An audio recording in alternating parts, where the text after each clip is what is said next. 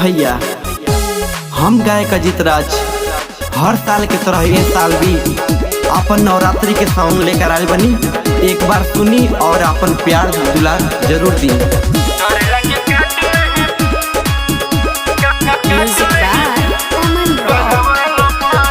पूजे चरण आईनी तुहरे दुआरी, फिर दिन नजर सुनी है महतारी।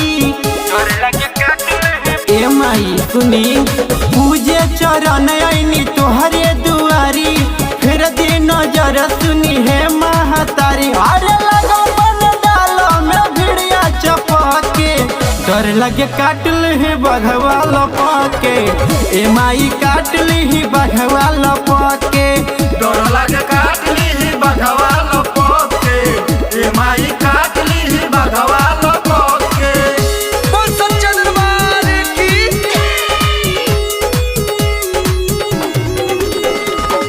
डर लगे काट ली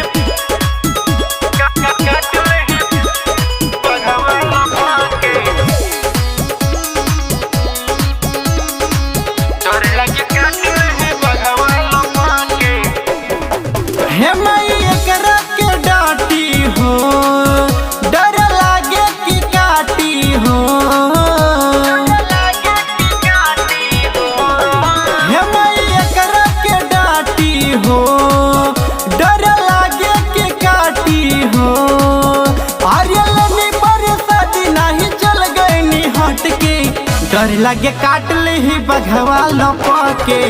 ए माई काट ली बघवा लपके, डर लगे काट ली बघवा लपके।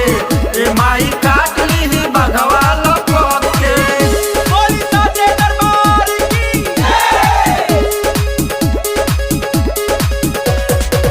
डर लगे काट ली बघवा लपके। गावे अजित भजनिया हो, झूमे सारा ई दुनिया हो।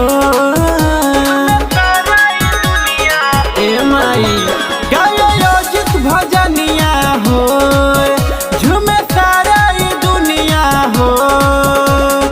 आनंद गुड्डू भगले दूरे छटके, कर लगे काट ली बघवा लपके।